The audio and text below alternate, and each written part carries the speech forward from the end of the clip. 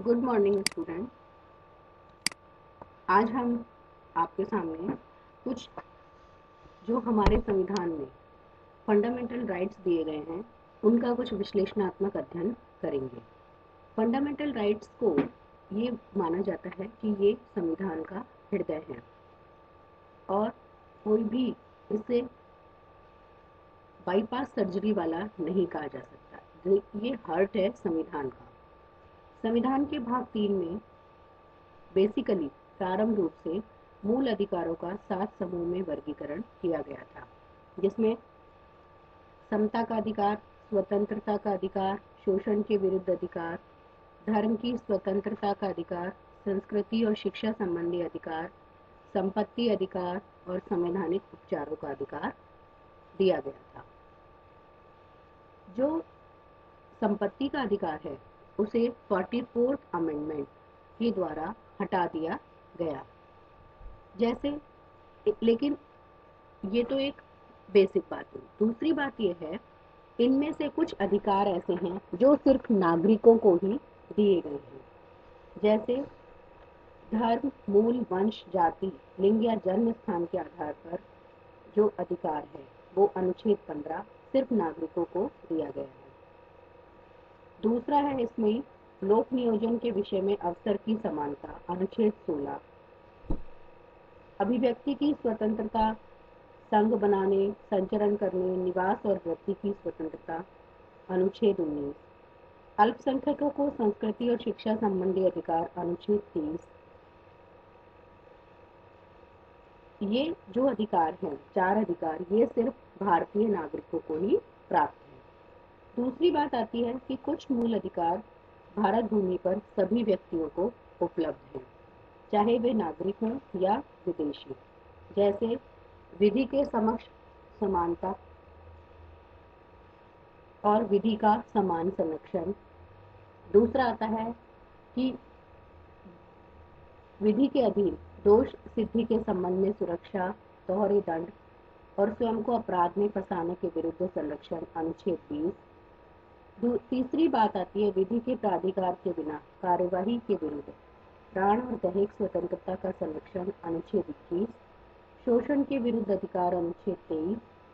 धर्म की स्वतंत्रता का अधिकार, अनुच्छेद 25। किसी विशिष्ट धर्म की अभिव्यक्ति में करों के समुदाय से स्वतंत्रता, मतलब उनके नियंत्रण से स्वतंत्रता, अनुच्छेद 27। राज्य की शिक्षण संस्थाओं में धार्मिक शिक्षा या धार्मिक उपासना में उपस्थिति होने के बारे में स्वतंत्रता, अनुच्छेद 28। तो ये सब जो अधिकार हैं वह नागरिकों को और सामान्य व्यक्तियों को, जो सभी को प्राप्त हैं, चाहे वो विदेशी हो। तीसरा जो कंसेप्ट आता है वो आता है कि कुछ मूल अधिकारों की अभिव्यक्ति नकारात्मक है, वे राज्य के विरुद्ध प्रतिषिद्ध हैं। जैसे अनुच्छेद 14 में कहा गया है कि राज्य किसी व्यक्ति को विधि के समक्ष समता से वंचित नहीं करेगा। राज्य किसी भी व्यक्ति को विधि के समक्ष समता से वंचित नहीं करेगा। इसी प्रकार का अनुच्छेद 15(1), 16(2), 18(1), 20, 22(1) और 28(1) में है। ये तो नकारात्मक है। और दूसरा है सकारात्मक अभिव्यक्ति है, वो है जो कि कुछ सुविधाएं प्रदान करते हैं। जैसे अनुच्छेद 25 के अधीन धर्म की स्वतंत्रता का अधिकार और अनुच्छेद 29(1) और 30(1) के अधीन संस्कृति और शिक्षा संबंधी अधिकार। एक और वर्गीकरण हम कर सकते हैं कि विधायी शक्ति पर विभिन्न मूल अधिकारों ने किस विस्तार तक मर्यादाएं अधिरोपित की हैं। जैसे कुछ मूल अधिकार ऐसे हैं, जैसे अनुच्छेद 21 की बात करें हम, जो कार्यपालिका के विरुद्ध हैं किंतु जो विधानमंडल पर कोई मर्यादाएं नहीं लगाते हैं। जैसे कि अनुच्छेद 21 ये कहता है कि किसी व्यक्ति को उसके प्राण या दैहिक स्वतंत्रता से विधि द्वारा स्थापित प्रक्रिया के अनुसार ही वंचित किया जाएगा अथवा नहीं। दूसरा है कुछ मूल अधिकार ऐसे हैं जो विधायी शक्ति पर अत्यधिक मर्यादाएं लगाते हैं, जिससे विधानमंडल उन अधिकारों के प्रयोग को विनियमित नहीं कर सकते हैं। जैसे अनुच्छेद 15, 17, 18, 20, 24 द्वारा दिए गए अधिकार। इन दो वर्गों के बीच अनुच्छेद 19 द्वारा प्रत्याभूत अधिकार आते हैं। इस अनुच्छेद में ही विधानमंडल को लोकहित में उन अधिकारों पर युक्तियुक्त निर्बंधन आरोपित करने की शक्ति दी गई है। अर्थात ये कहा जा सकता है कि ये जो अधिकार हैं, आधार हैं, वो राज्य की सुरक्षा और लोक व्यवस्था के कारण हैं। तो ये हम सब जानते हैं कि ये सभी जो अधिकार है वो राज्य के विरुद्ध उपलब्ध हैं, जो कि अनुच्छेद 19 और 21 द्वारा दिए गए हैं। उनको लेकर राज्य के विरुद्ध कई तरह की रिट्स जारी की जा सकती हैं। इस अधिकार का निजी व्यक्तियों द्वारा उल्लंघन होने पर सामान्य रूप से कानूनी उपचार किया जाएगा, जो संवैधानिक उपचार के अंतर्गत आता है। और ये जो अधिकार है न केवल राज्यों के विरुद्ध उपलब्ध है, बल्कि निजी व्यक्तियों के लिए भी उपलब्ध है। अगर कोई राज्य अथवा कोई व्यक्ति किसी व्यक्ति के अधिकारों को हनन करता है तो संवैधानिक उपचारों की व्यवस्था की गई है। क्लियर है बिल्कुल।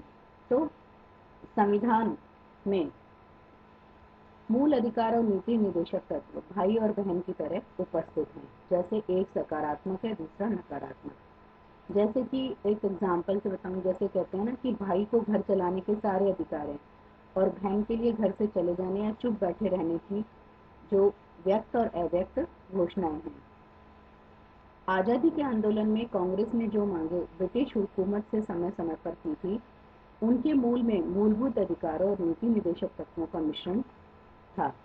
नागरिक अधिकारों के लिए कांग्रेस की ललक उसके जन्म के साथ ही थी और भारतीयों ने भी इस सुविधाएं और अधिकार पाने के लिए वो बेचैन हो उठे थे।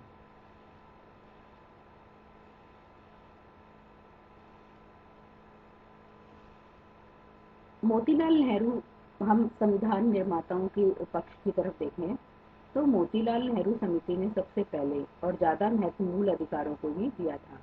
नेहरू रिपोर्ट में सूचीबद्ध किए गए मूल अधिकार अमेरिका और महायुद्धोत्तर यूरोपीय संविधानों से न केवल लिए गए, बल्कि कई जगह तो उनकी यूं का यूं नकल कर दी गई। तो संविधान के इतिहास में नेहरू रिपोर्ट का भी असाधारण महत्व है। 19 मूल अधिकारों में से लगभग 10 अधिकार मोटे तौर पर वर्तमान संविधान के पाठ में है। 3 अधिकार नीति निर्देशक तत्वों के परिच्छेद में लिखे गए हैं और कुछ अन्य अधिकारों का उल्लेख उद्देशिका में भी दिखाई देता है। तो इस तरह से जो मोतीलाल नेहरू ने अपने टाइम में मौलिक अधिकारों को विशेष रूप से महत्व दिया था। संविधान सभा की पहली बैठक के एक दिन पहले, जो बैठक 9 दिसंबर 1946 को हुई थी, 8 दिसंबर 1946 को कांग्रेस कार्य समिति ने मूल अधिकारों सहित अन्य बिंदुओं पर विचार करने के लिए सलाहकार समिति गठित की थी। 24 जनवरी 1947 को संविधान सभा ने सहमति की मोहर लगाई थी इस समिति पर। ब्रिटिश संविधान वैसे तो लिखित नहीं है, लेकिन उसने प्रत्येक व्यक्ति को विधि के समक्ष समता देने अथवा संरक्षण देने की बात कही है, जिसे हमने अपने संविधान में भी लागू किया है। जैसे हमने भी कहा है अनुच्छेद 14 के अनुसार कि भारत के राज्य क्षेत्र में किसी भी व्यक्ति को विधि के समक्ष समता से या विधियों के समान संरक्षण से वंचित नहीं किया जाएगा। मूल अधिकारों के बारे में जहाँ तक वो है, तो अभिव्यक्ति की आज़ादी सहित नागरिकों के जो नैसर्गिक अधिकार को भारतीय संविधान में बहुत सारी बहस हुई थी।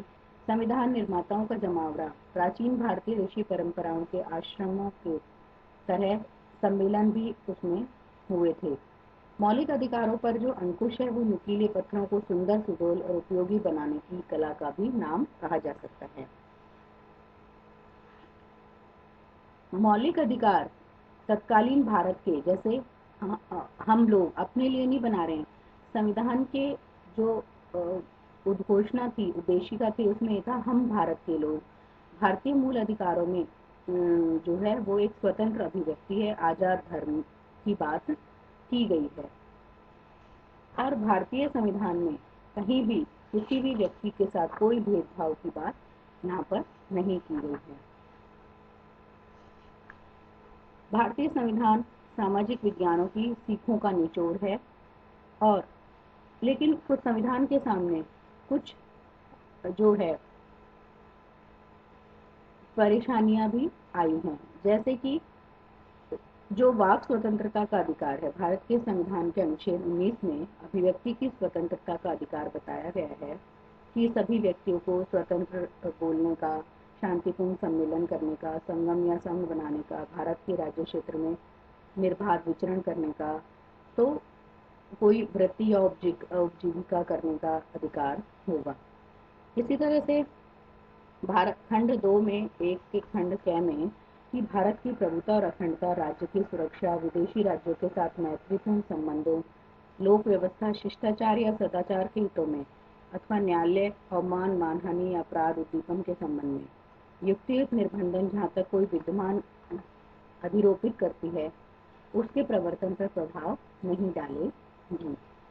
तो इस तरह से ये माना जा सकता है कि भारतीय संविधान के बारे में फ्रैंकलिन एच हैमंड ने अपनी किताब speech and law in free society में लिखा है कि वाक और अभिव्यक्ति की आज़ादी वक्ता से ज़्यादा श्रोता के लिए लाभप्रद है। श्रोता और वक्ता यदि एक दूसरे के विचारों के लिए रूबरू नहीं हो पाते हैं तो वह इनकी नैतिक आज़ादी का हनन कहा जा सकता है।